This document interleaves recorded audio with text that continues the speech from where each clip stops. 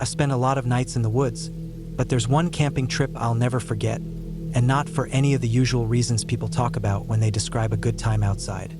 It wasn't the stars or the fire or the peace of being away from town. It was the exact opposite of peace. It was the night I realized how thin the line is between being out there enjoying yourself and being completely vulnerable to someone who doesn't have good intentions. It started out normal enough. I had driven out to a small campground tucked away off a dirt road, far from any major highway. It wasn't a popular place, which was part of the reason I liked it. I enjoy the quiet, the space, the sense of having the forest to myself.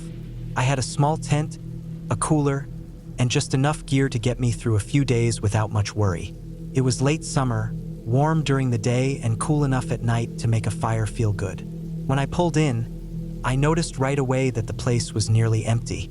A handful of spots sat vacant, the fire rings untouched, no signs of recent use. But there was one car there, an old beat-up sedan parked crooked in a site near the back. The windows were fogged up like someone had been living out of it. I didn't see anyone around at first, and I didn't think much of it. People camp in all sorts of ways, and I've learned not to judge.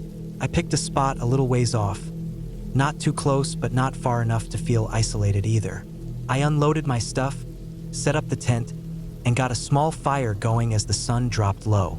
The woods around me grew dark, that slow shift where the trees fade into black silhouettes and the air grows cooler. I remember the smell of pine needles and wood smoke, the way the flames cracked and popped, throwing sparks into the night. It was quiet, almost too quiet, but I figured it was just the way this place was. I had just started cooking something simple over the fire when I noticed movement. A dog appeared at the edge of the light, medium-sized, scruffy-looking, maybe part shepherd or hound, hard to tell in the dim glow. It didn't bark or growl at first, just stood there, staring at me. Its eyes caught the firelight, glowing faint, and it didn't move an inch. I thought maybe it belonged to the people in the old car, and I figured it was just curious. I tried to ignore it, but the longer it stood there watching me, the more uncomfortable I felt. Finally, I made a sudden movement, waving my arm to shoo it away. That's when everything changed.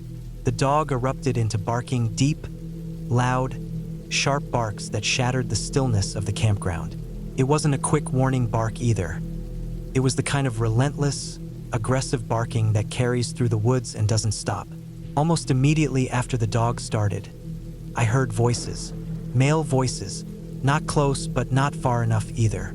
I froze, every sense sharpened, listening. At first, it was muffled, just noise, but then I caught the words clear as day. One of them said, in a tone that made my blood run cold, "Oh, we're gonna have some fun tonight." That sentence hit me like a physical blow. There was no mistaking the intent behind it. It wasn't lighthearted, it wasn't joking. It was dark, ugly, and directed at me. My brain went into overdrive. I looked at the fire, my tent, my gear scattered around, and I knew instantly that none of it mattered.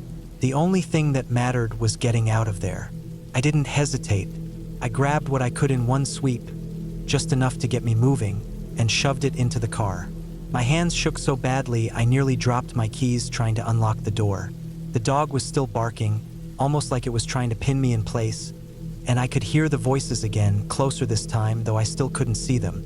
My heart was slamming against my ribs, and I felt exposed, like every second I spent fumbling was another second I might not get back.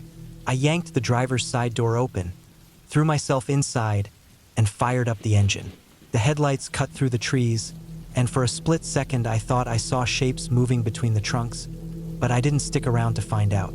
Gravel sprayed as I tore out of that campsite faster than I've ever driven on a dirt road. My whole body was tense, hands gripping the wheel so tight my knuckles hurt, eyes darting in the rearview mirror even though nothing was behind me. The voices, the barking, the sense of being watched. It all clung to me as I sped down the dark road back toward the highway. When I finally hit pavement and the main stretch of 395, I didn't stop. I drove for miles, past empty stretches of desert and pine, until I reached a gas station with bright lights and people milling about. Only then did I let myself breathe.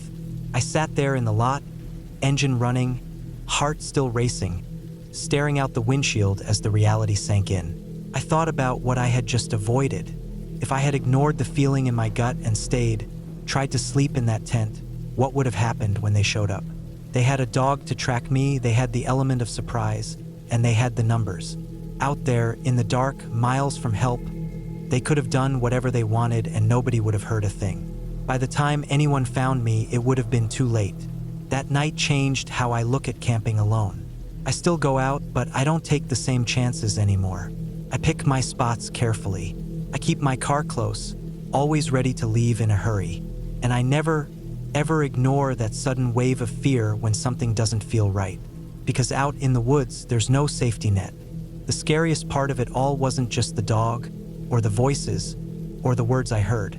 It was the realization that the only reason I'm here to even tell the story is because I moved fast. That man was right. I thought about it later, replaying it in my head. If they had really wanted to, they could have killed me that night and gotten away with it. Nobody knew where I was. Nobody would have come looking until long after it was too late. That thought has stayed with me more than anything else. The woods can be beautiful, calm, even healing, but they can also hide the worst of people.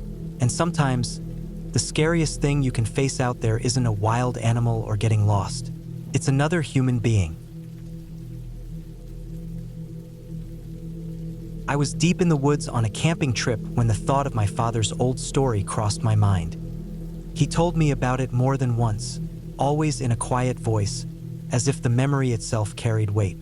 Back in the 1950s, he worked for the Soil Conservation Corps, spending long days hiking through forests, surveying erosion, water flow, and farmland use. He wasn't armed, he wasn't trained for danger, and he certainly wasn't a lawman. But one day, he said, he stumbled across a moonshine still hidden far back in the woods. That discovery was dangerous, because at that time, moonshiners were notorious for being armed, suspicious, and ruthless with anyone they thought might be a government agent. My dad said he left quickly and quietly, not looking back until he was far away. That story always seemed like something out of another time, like a piece of history I couldn't touch.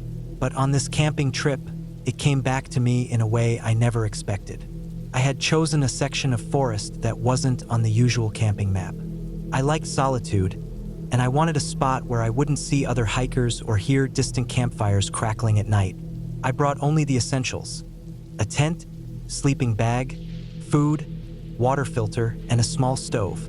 The air was heavy with late summer warmth, and the smell of pine needles baking in the sun gave the woods a sleepy, quiet feel. The trails weren't well marked, but I was comfortable with a compass and map, so I followed an old logging road until I felt far enough from the beaten path. That night, I built a small fire, cooked some food, and sat watching the last light drain from the sky. The forest was calm. Crickets filled the air with their steady sound, and somewhere in the distance, a whippoorwill called.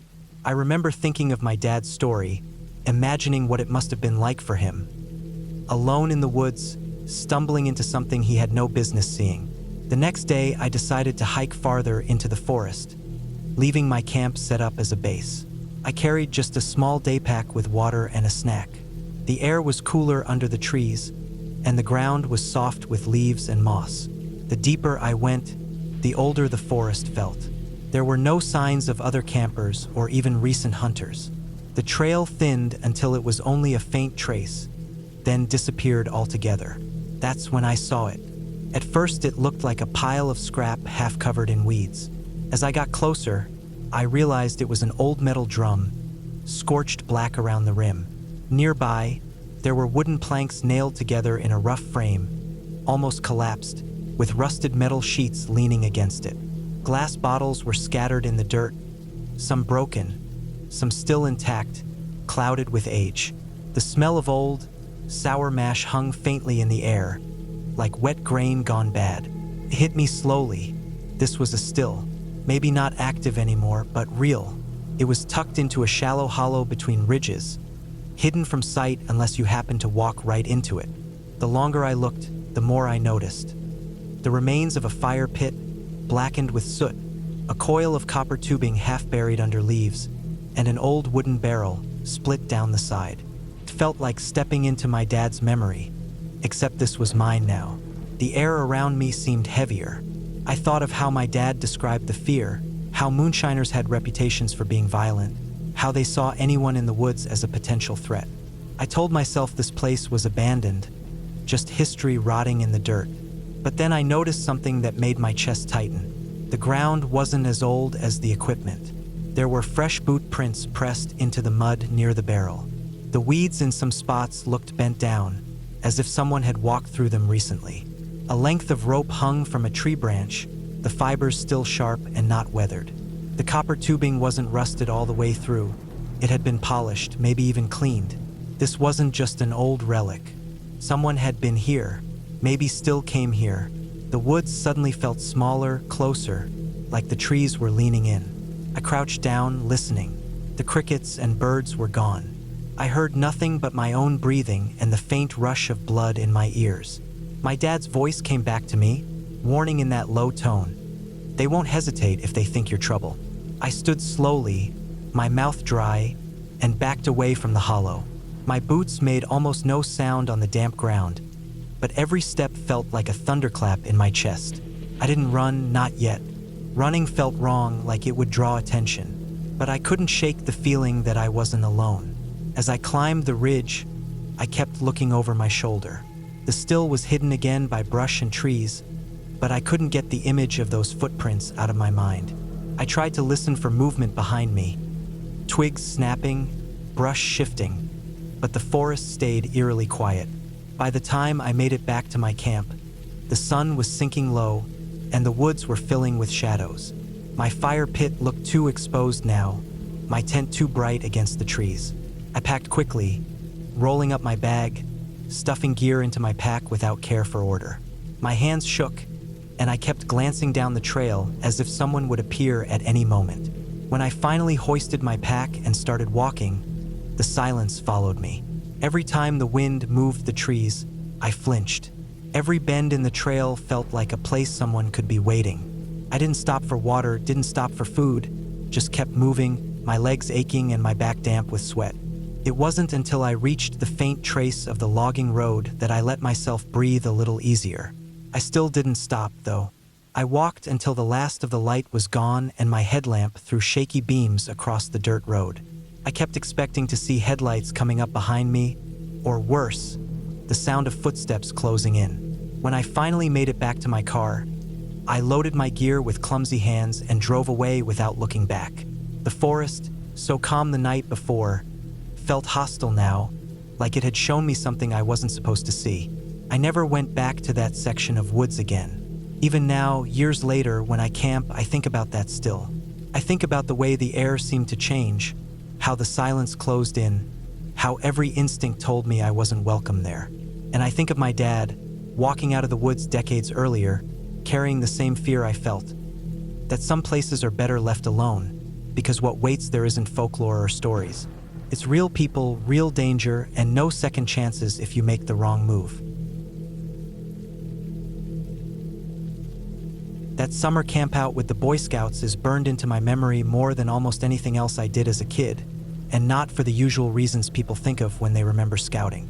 It wasn't the swimming, or the campfires, or the knots, or even the goofy songs. It was the Wilderness Survival Merit Badge, and more specifically the one night we were sent out into the woods alone with nothing but what we could put together ourselves. The whole week had been leading up to it. Each day we practiced skills, building fires, finding edible plants, making shelters, all the basics that made you feel like you were getting a handle on what it might mean to actually fend for yourself. I was nervous from the start. Even when I was younger, I carried a lot of anxiety, and the idea of being out in the woods, away from the main camp, sleeping in something I built myself, had my stomach in knots days ahead of time. I put on a brave face around the other boys, but inside I was wound up tight. When the evening finally came, there were about 8 of us selected to do the overnight. We hiked a couple miles away from the main camp with one of the adult leaders, who was there to make sure we all settled in and had something that at least resembled a shelter. It wasn't fancy. Most of us leaned sticks against a log or lashed together branches, covering the frame with pine boughs and leaves until it offered something like protection. Mine wasn't much to look at, but it felt solid enough to crawl into with my sleeping bag. The adult gave us the usual instructions. Stay put, don't wander off, he'd be back in the morning, and then he left us. Just like that, we were alone in the woods.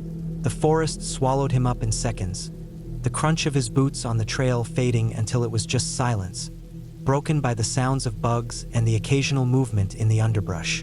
As darkness settled in, I could feel my anxiety pressing down harder. Every sound seemed amplified. The snap of a twig might as well have been a gunshot. I could hear other boys in their shelters whispering to each other, some laughing, some trying to sound tough. But even that faded as time went on. Eventually, one by one, their voices went quiet. I lay in my shelter staring into the darkness, every nerve on edge. My heart thudded in my chest, and I kept telling myself to calm down, that it was just a night, that nothing was going to happen. The forest at night plays tricks on you, though. The shadows feel closer, the silence heavier. I kept pulling the sleeping bag up over my chin, listening, waiting. That's when it happened. Out of nowhere, the stillness was broken by a voice, sharp and panicked, from one of the nearby shelters. It wasn't a mumble. It wasn't quiet. It was loud, terrified, desperate. No, please, get away. Stop. Don't. The words cut through the night, clear as day, filled with a fear that shot straight into my chest. I bolted upright, every muscle in my body tight. My brain didn't even try to rationalize. It told me immediately that something terrible was happening, that we were in danger, that someone had found us out there and was attacking. For a split second, I was frozen, my mouth dry, my ears straining for any other sound. My first thought was that someone had broken into our little camp. The forest around me suddenly felt alive with threat, like eyes were watching from every tree. I whisper-shouted into the dark, my voice shaking, "Hey!" hoping someone would answer back, that someone else would confirm they heard it too. Nothing. No response from the boy who screamed. No rustling from the other shelters. No voices calling out in confusion. Just silence, thick and total. That silence might have been the worst part. It made the whole thing feel unreal, like maybe I'd imagined it, except I knew I hadn't. I sat there, my breath shallow, waiting for something to happen. Waiting for more voices, for footsteps, for anything to break the quiet. Minutes passed, though it felt like hours. The night pressed in, the chirp of insects slowly returning, the distant hoot of an owl floating through the trees. I finally forced myself to lie back down, though every fiber of me wanted to stay up and keep watch. My mind raced, playing out every possible scenario. But the most terrifying thought of all was that I was the only one who heard it. That was the truth of it. Nobody else stirred. Nobody else woke up. By morning, when the leader came back and rounded us up, everyone else seemed well rested, laughing, stretching, ready to go back to camp. I kept quiet, holding the memory close, unsure if I should say anything. When I finally worked up the nerve to ask the boy whose voice I swore I'd heard, he looked at me like I was crazy. He had no memory of it. The more I thought about it, the more I realized he must have been sleep-talking, maybe even having a night terror. That made sense. But in the moment, in that dark stretch of forest miles away from anyone who could help us, it didn't feel like sleep-talking. It felt like we were seconds away from being murdered. What rattled me the most, and still does to this day, is that nobody else heard it. It hadn't been quiet or subtle. It was loud, terrified, the kind of yelling that should have woken the dead. Yet I was the only one to sit there in the dark with my heart racing, convinced we were in danger. Even now, when I think back on it, the memory is so sharp it makes my chest tighten. I can hear those words, that panic, as clear as if they were happening again. And I can feel that cold dread in my stomach, the certainty that something was about to come crashing through the trees. I went on to finish the merit badge, to check off the requirement, and I even went camping plenty of times after that. But that night changed something for me. It showed me just how quickly your mind can spiral in the dark, how easily fear takes hold when you're vulnerable. The rational explanation is that it was just sleep-talking, that I had nothing to worry about. And I believe that now. But at the time, in the middle of the night, with only the forest around me, it was real. Real enough to make me believe, for a few long minutes, that our lives were in danger. That's the piece that sticks, even now. It wasn't what happened. It was what I thought was happening. It was the way my body reacted, the way my mind filled in the blanks with the worst possible outcome. To this day, I can still see myself crouched in that makeshift shelter, clutching my sleeping bag tight, ears ringing with silence, eyes darting around in the dark, waiting for something terrible to happen. And even though nothing did, that fear has never really left me. I grew up in a small rural town that was surrounded by mountains and thick forests in every direction. Out there, camping wasn't something special you planned weeks in advance. It was just part of life. On weekends, especially when we were teenagers, it was common for groups of us to grab fishing poles, throw some food in packs, and hike out somewhere to camp. Even in the winter we did it, though those nights were rougher. By the time I was 16, I had already spent countless nights in the woods, and I was comfortable with the animals, the weather, and the silence that pressed in around you once the fire died low. But there was one night when I was younger and still inexperienced that I can't ever seem to shake. There were about 10 of us on that trip, all between 16 and 19. We hiked out together during the afternoon, heading toward a lake we liked that sat nestled between ridges, a good place to fish and swim. It was warm enough that time of year to travel light, so instead of everyone hauling tents, we only brought one big tent that could fit most of the group. My friend and I had a different plan. We wanted to fish at a spot we knew about a mile away from where the others were setting up camp. A little clearing by a bend in the river where the trout practically begged to be caught. Since the main tent was staying with the group, we decided we'd just build ourselves a lean-to. That wasn't unusual for us. Half the fun was figuring out how to make do with what was around. We hiked off from the group while there was still plenty of daylight. The spot we chose was perfect for fishing, tucked away from the main trail, with a wide boulder at one end of the clearing that made a natural back wall for shelter. We scavenged long branches, leaned them against the rock, and layered them with pine boughs until it felt sturdy enough. It wasn't airtight, but it would block the wind, and that was all we needed. We got a fire going, cleaned up a couple of fish, and cooked them as the last light faded from the sky. By the time the fire had burned down to coals, my friend was already out cold in his sleeping bag. I wasn't tired yet, so I sat up by the fire, tossing in sticks now and then. It was quiet except for the crackle of wood and the faint rush of the river in the distance.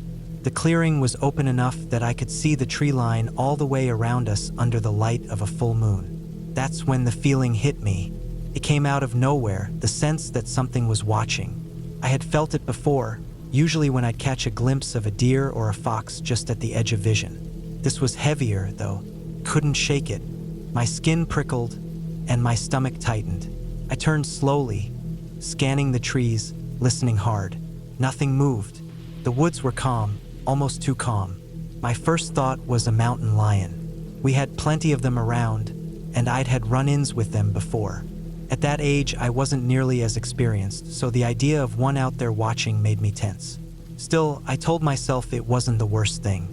Mountain lions usually don't bother you if you don't provoke them. To ease my nerves, I grabbed a couple of bigger logs and threw them on the fire, watching the flames rise and push back the dark.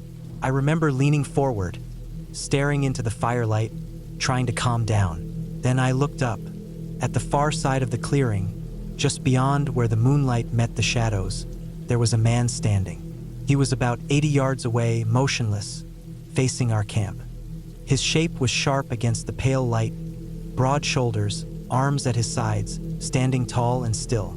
He wasn't moving. He wasn't walking, just standing. I froze where I sat, my body stiff, my eyes locked on him. My mind went blank. We just stared at each other, or at least I stared at him because I couldn't tell if he was actually looking back at me. From that distance, I couldn't make out details of his face, his clothes, or even his expression. Just the outline of a man under the moon. My throat went dry, and my heart pounded so hard I could hear it in my ears. I wanted to shout. I wanted to wave. I wanted to wake my friend, but I couldn't move. The seconds stretched like hours. My brain raced, trying to make sense of it. Who would be out here? There weren't any cabins nearby. No trails ran this way. The group we'd left was a mile back, and none of them would have followed us just to play a prank. This wasn't a place you just wandered into. Finally, after what felt like forever, but was probably a minute or two, the man turned.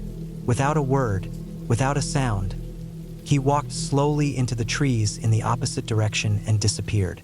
I sat there frozen, the fire crackling loud in the silence that followed.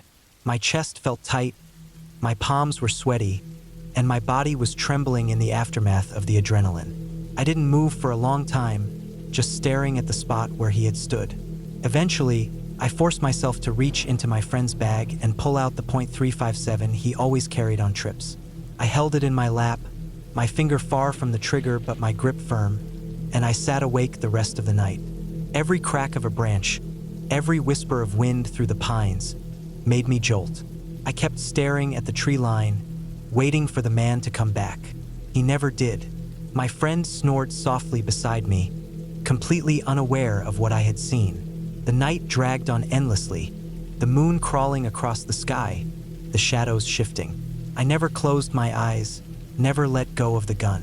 When the first light of dawn finally started to seep into the clearing, I felt a weight lift off my chest. The fear didn't leave completely, but the daylight dulled the sharp edge of it. When my friend woke up, I didn't tell him right away. I didn't know how to explain it without sounding like I had imagined the whole thing. Later, when I did share what I had seen, he shrugged it off and said it was probably just some guy passing through. But I knew better. There was no reason for anyone to be standing silently at the edge of our clearing in the middle of the night, that deep in the woods. I never saw the man again, and nothing happened after that night. But the memory stayed with me. At 16, I was inexperienced, and fear froze me in place. Nowadays, I would have called out, tried to figure out who it was, maybe even followed to make sure we weren't in danger. Back then, though, I just sat there paralyzed, clutching a gun I barely knew how to use, convinced at any second he might come back. What unsettles me the most, even years later, is not knowing why he was there. Maybe he was just another camper or someone passing through, and I caught him by chance. Maybe he was harmless, but he didn't act like it. He didn't wave, didn't speak, didn't do anything but stand there and watch.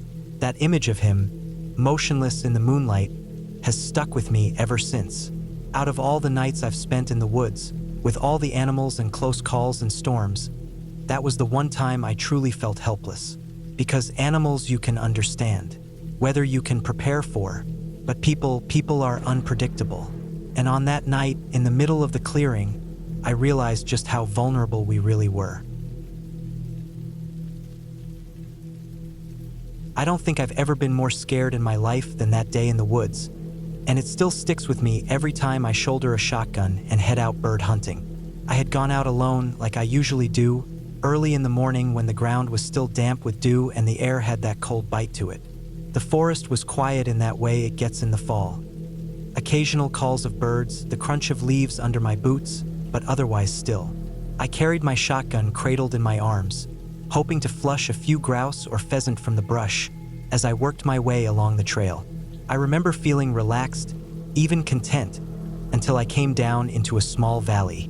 The trail dipped and narrowed, lined with thick trees and undergrowth, the kind of place where sound carries oddly. I was focused on the path ahead when I froze in my tracks. Standing there in the middle of the trail, maybe 30 yards away, was a man holding an AR-15 at the ready position. Not slung over his shoulder, not resting casually. He had it up, angled low but still clearly in a way that meant he could raise and fire in an instant. The sight of him made the hairs on the back of my neck stand up. Something primal kicked in. My whole body told me this wasn't right. It wasn't deer season, not yet, and even if it had been, nobody in their right mind used an AR-15 for deer around here. Right away, I knew this wasn't about hunting. I forced myself to stay calm, even though my stomach dropped and my pulse felt like it was hammering through my ears. My instinct told me to act normal, act casual, like nothing about this moment was off, even though every alarm bell in my head was screaming. I gave him a nod and said the first thing that came to my mind. I told him I was just out bird hunting, and I asked him how he was doing. My voice didn't shake, at least not that I noticed, but inside I was scared stiff. He stared back at me, his face hard to read under the scruff of an unshaven beard. He looked rough, worn down, like he hadn't bathed in days. His clothes were dirty, his eyes a little wild, and he had the gaunt look of someone not eating well. When he answered, he said he was hunting deer. The words hit me wrong. Deer season wasn't open. His gun wasn't even legal for it. The whole picture painted itself clear in my head, and none of it was good. He looked more like a strung-out drifter than a hunter, and the gun in his hands wasn't for sport. It was for protection, intimidation, or worse. I stood there for a beat too long, my mind scrambling. I needed a way to ease out of the situation, to put distance between us without provoking him. I forced a half smile and asked if he knew where I might find some birds. It wasn't really about finding birds. It was me signaling that I wanted to move on, that I wasn't interested in whatever he was doing out there. He paused before answering. That silence felt like an eternity. Finally, his voice came sharper, harder when he said, "Well, I imagine you might find some back the way you came." The way he emphasized back the way you came made it crystal clear. He wanted me gone, and he wanted me gone now. That was enough for me. I didn't argue, didn't hesitate. I gave a quick nod, turned calmly, and started walking back the way I had come. Every step away from him felt like a gamble, like I might hear the click of a safety or the crack of a shot at my back. My senses were turned all the way up. Every crunch of leaves under my boots sounded like gunfire. Every bird call seemed sharp and too close. I didn't look over my shoulder until I was far enough up the trail that the valley began to open again. When I finally risked a glance back, he was gone, swallowed up by the brush and the quiet. I picked up my pace, not running, but walking as fast as I dared without showing panic. Once I made it back to my truck, I sat there for a long time, my hands gripping the steering wheel while I tried to slow my breathing. I kept replaying it in my head. The gun, his look, the way he said those words. The reality sank in. If he had wanted to, he could have ended me right there, and nobody would have known until someone stumbled on my body days later. I ended up driving straight into town and reporting the whole thing to the sheriff's office. I told them exactly what happened, described the man, the weapon, and the location. They listened, took it down, said they'd check it out. I don't know if they ever did, and I never heard anything about it again. Maybe it was nothing more than a homeless man protecting something he didn't want found. Maybe it was worse than that. I'll never know. What sticks with me most isn't just the fear I felt in that moment. It's how calm I was, almost detached, like my body knew what to do before my brain had caught up. I expected panic, fumbling, maybe even running, but instead I was steady, polite, and careful. It surprised me then, and it still surprises me now. Sometimes I wonder if that calmness is the only reason I walked out of there. When I look back, the whole thing feels like a close brush with something that could have gone very, very wrong. I was scared out of my skin, but I also know I handled it as best I could. I gave him no reason to see me as a threat, no reason to pull that trigger. I made it clear I was leaving, and I left.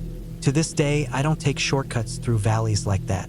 I don't walk into unfamiliar places without paying close attention to every sign, every sound, every feeling in my gut.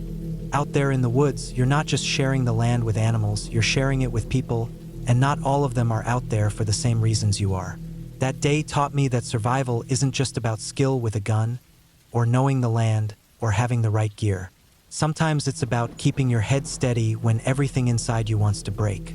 Sometimes it's about walking away without letting your fear show, even when you're more afraid than you've ever been. And in my case, sometimes it's about realizing just how close you came to not walking away at all. I was deep in the woods that day, out hunting upland birds. I'd been walking since early morning, carrying my shotgun, moving slow through the brush, listening for the flutter of wings and the sudden rush of birds breaking cover. The air was cool, still damp with the dew that clung to the tall grass. It was the kind of morning where every sound carried. A twig snapping, the call of a jay, the soft rustle of leaves stirred by my boots.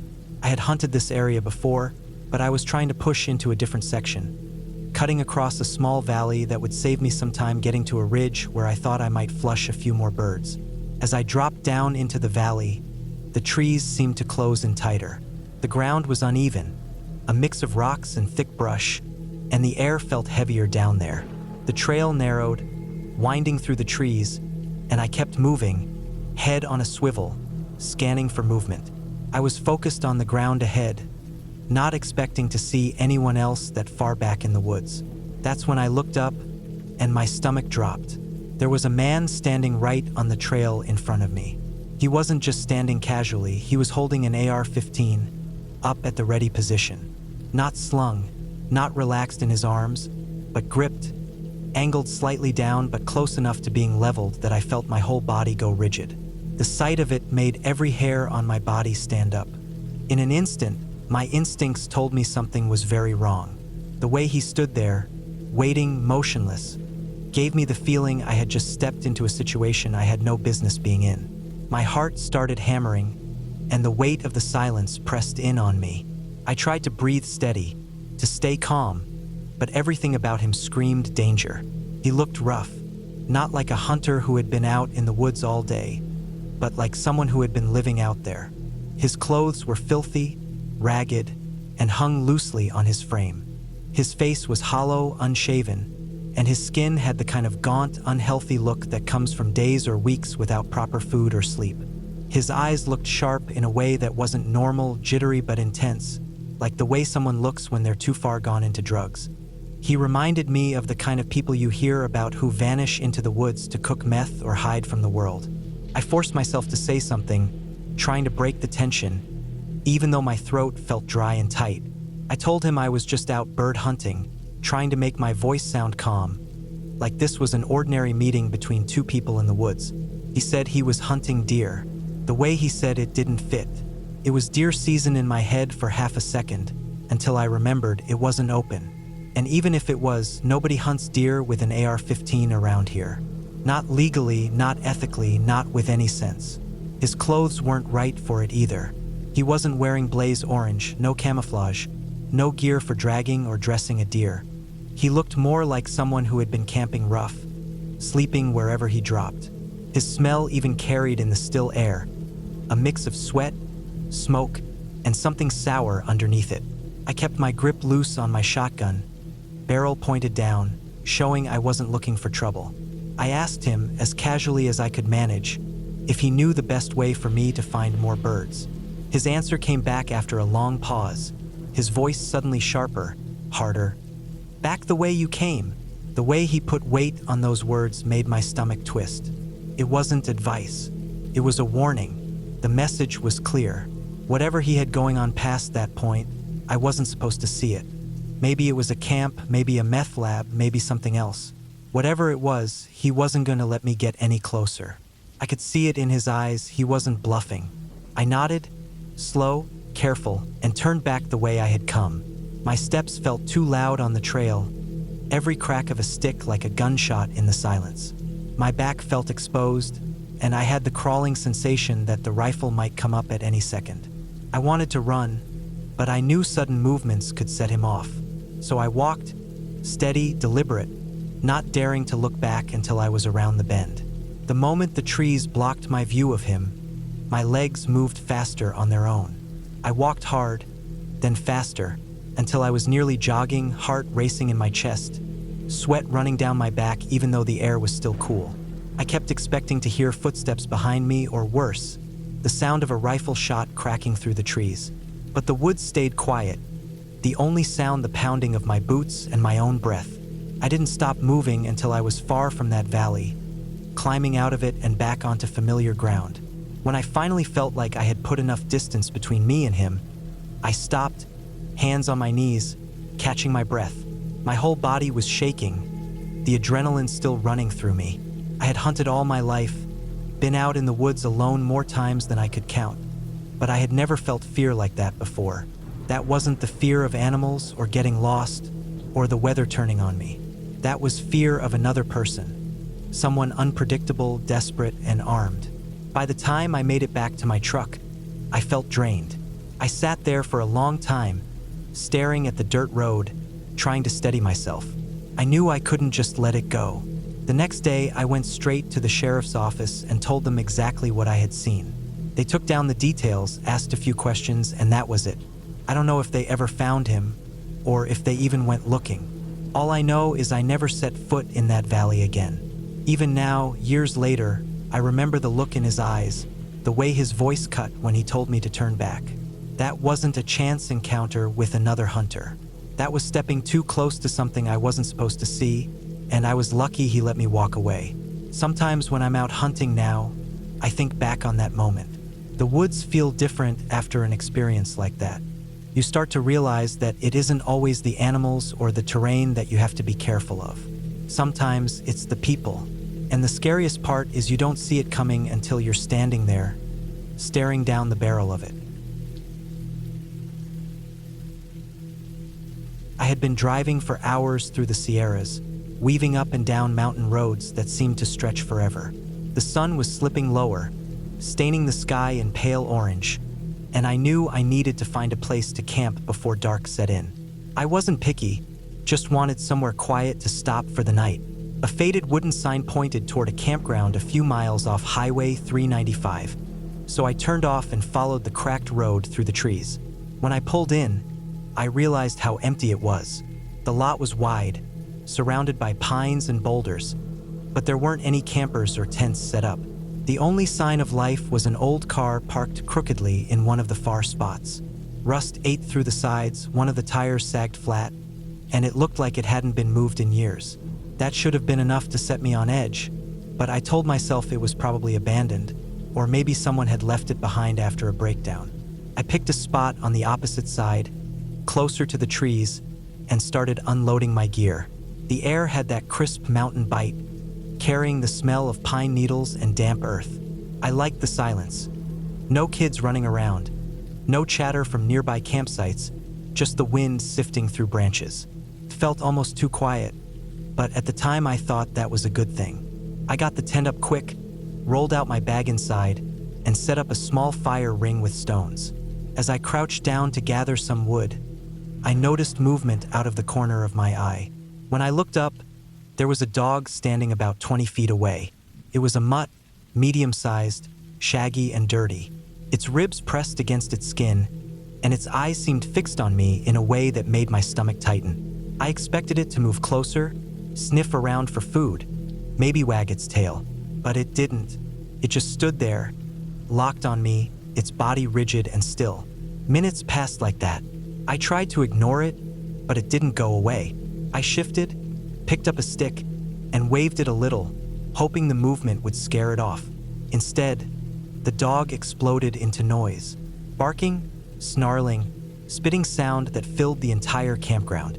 Its hackles were up, teeth bared, and it didn't take a step back. Before I could even process that, I heard it, voices, male voices, rough and close. They came from the direction of that old car. At first it was low, muffled, like the sound of people talking in the distance. But then it got clearer, and I could make out words. One of them laughed, a sharp, ugly sound. Another voice followed, flat and cold. "Oh, we're gonna have some fun tonight." The words hit me like a punch to the chest. Suddenly, the quiet campground didn't feel empty at all.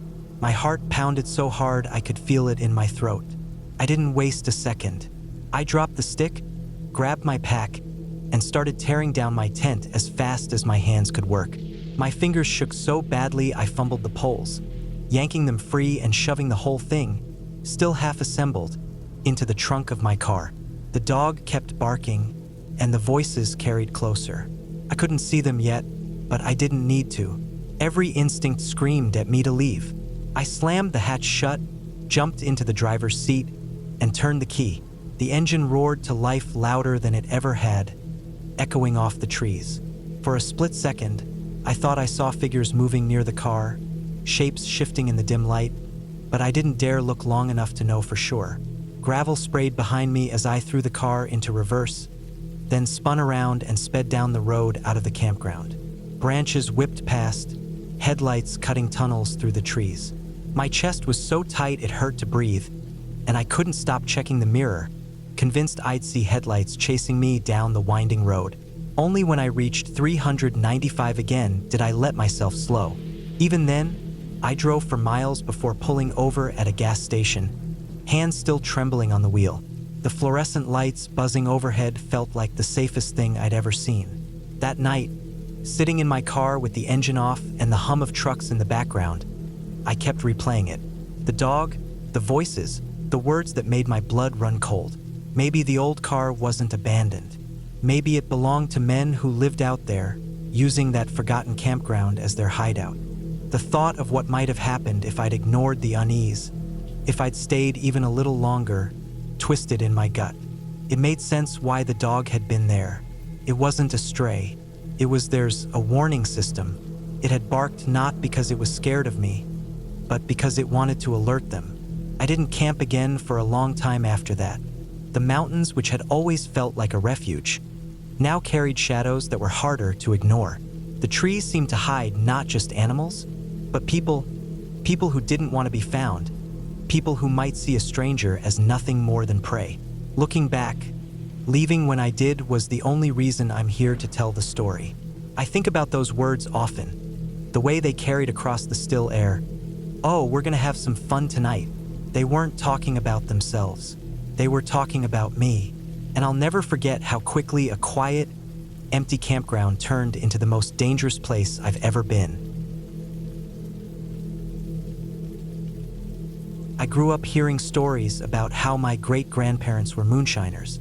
From the way it was told, it wasn't just a side hustle, it was a way of life. They lived deep in the hills, far from prying eyes, and they guarded their stills like their lives depended on it. I was always told that they didn't care who you were, government agent, neighbor, or stranger passing through. If you stumbled on one of their operations, you were in real danger. Those stories stuck in my mind, tucked away like campfire tales you never think will matter to you. Years later, on a camping trip of my own, I realized just how real those warnings were. It was a warm autumn weekend when I set out, the kind of trip where the air was crisp in the mornings but still comfortable during the day.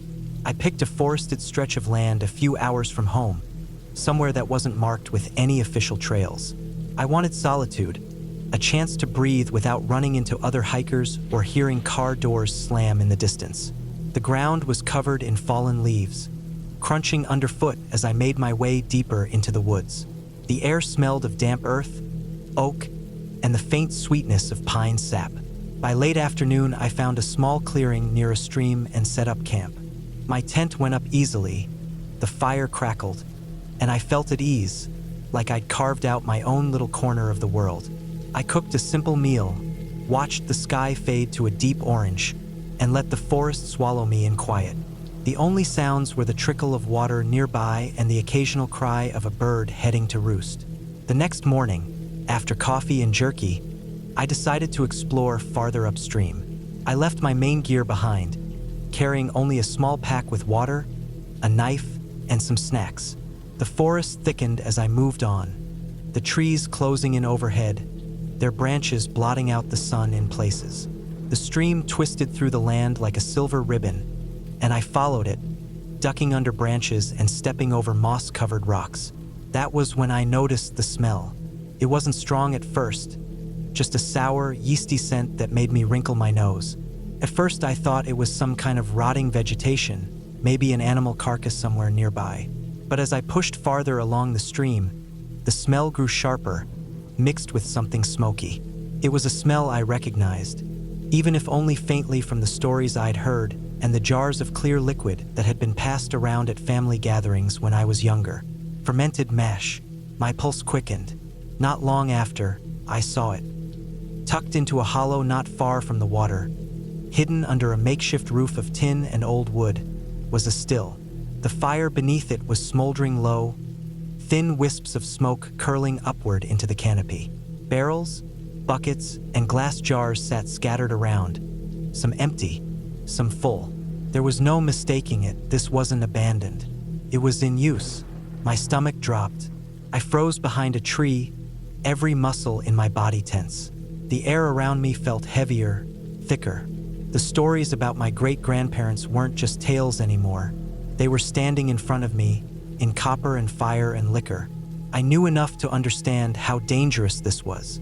Moonshiners didn't take kindly to intruders, and it didn't matter if I wasn't there to cause trouble. Just being in the wrong place at the wrong time was enough. I crouched low, scanning the trees, searching for any sign of movement. The forest was quiet except for the low burble of the stream and the occasional crackle of the fire beneath the still. But quiet didn't mean safe. Someone could be nearby, watching. Someone could have heard me already. My first instinct was to back away slowly, retrace my steps, and get out before anyone noticed. But even moving felt dangerous. Every snap of a twig under my boots sounded like a gunshot in my ears. I remembered those old stories about how quick men were to raise a rifle if they thought their livelihood was in danger. I crouched there longer than I should have, heart pounding in my chest, trying to think. My mouth was dry, my palms slick with sweat despite the cool air. The sour smell of mash hung thick in my nose, and it felt like the forest itself was holding its breath. Finally, I turned and started back the way I came, moving slow and deliberate. I stepped carefully, choosing my footing, desperate not to make a sound. Every few steps I stopped and listened, straining for any hint of pursuit. Nothing, just the stream trickling and the faint crackle of that hidden fire behind me. The farther I moved, the more the forest opened up, and only then did my lungs start working again. My camp wasn't far, but the walk felt endless. My neck ached from looking over my shoulder, convinced that at any moment someone would step out of the trees. I couldn't shake the image of a shotgun barrel appearing between the branches. When I finally reached my tent, I didn't hesitate. I packed up as fast as I could, rolling the sleeping bag into a messy bundle, shoving everything into my pack without care for order. My fire pit was still smoldering, and I kicked dirt over it until it was buried. The whole time, my ears were tuned to the woods, waiting for the crack of a branch, the sound of boots on leaves. I left camp heavier than when I arrived, the weight of fear pressing harder than the straps of my pack. The trail back toward the road felt different. Shadows seemed deeper. Every tree trunk looked like it could be hiding someone. I didn't stop to rest, didn't pause for water, didn't even notice when sweat began to soak my shirt. I just kept moving, step after hurried step, until finally I saw the dull shine of my car through the trees. I threw my pack into the back seat, climbed in, and locked the doors before I even started the engine. My hands shook on the steering wheel as I pulled onto the gravel road, the forest shrinking behind me in the mirror. Even once I hit pavement, I kept checking the rear view, half expecting headlights to appear, chasing me down. It wasn't until miles later, back in familiar country, that I let myself breathe. My chest ached from the tension, my throat raw from the dry air I'd been gulping. But I was safe. That night, sitting at home with a glass of water, I thought about the whole thing. I hadn't seen a person, not a single voice, not a single figure in the trees. But that didn't mean they weren't there. The still had been burning. The jars and barrels hadn't been abandoned. Someone was watching that place. Maybe they were away for a short time. Maybe they'd seen me and let me go. Or maybe I was lucky enough to pass through unnoticed. The thought of it sat heavy in my stomach. If my great-grandparents' stories had taught me anything, it was that people guarded those stills with their lives. I had been close, too close, to learning that lesson the hard way. Since then, I've never camped without thinking about it. The woods aren't just trees and streams and starry skies. They hold secrets, some of them older than the families that live nearby, and some of them dangerous.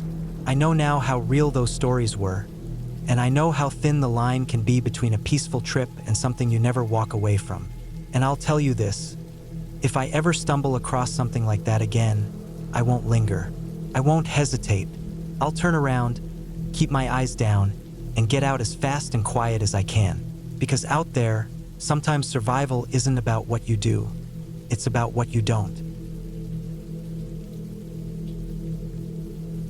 I had always been told that if you ever stumbled onto a moonshine still in the woods, the right thing to do was put a log on the fire as a sign of goodwill. I don't remember who first told me that. Maybe my grandfather, maybe one of the old-timers at the barbershop, but it stuck with me. The idea was that you weren't there to interfere, you weren't there to rat anyone out. You were just passing through, and leaving a log on the fire showed respect, a way of saying you had no bad intentions. I never thought I'd need to remember it. That changed one late summer when I decided to take a solo camping trip. I wanted to be alone, far from campsites where kids shouted or radios played in the distance. I picked a stretch of forest off a service road, a place thick with oaks and pines, where the ground was soft with moss and needles. The air was heavy with the smell of sap, and the buzzing of insects hung steady all around. The first night went as I planned. I set up my tent near a small creek, cooked over my camp stove, and lay back watching the stars appear through the gaps in the treetops. There was comfort in the isolation, the kind of silence you can only find deep in the woods.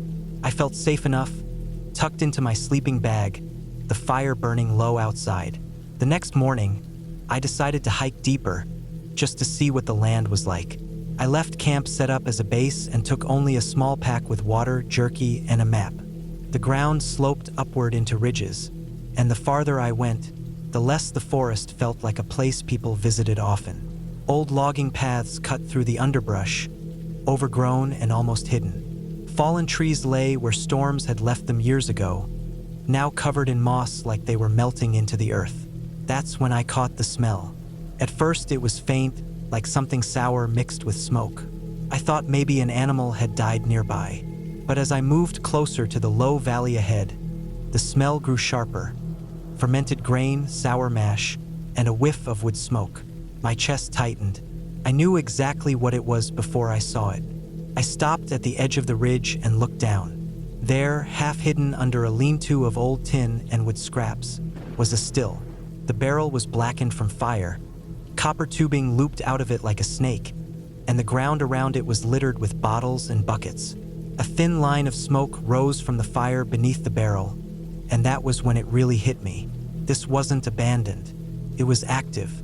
For a moment I froze, crouched behind a fallen log, barely daring to breathe. I listened hard, straining for voices, footsteps, anything.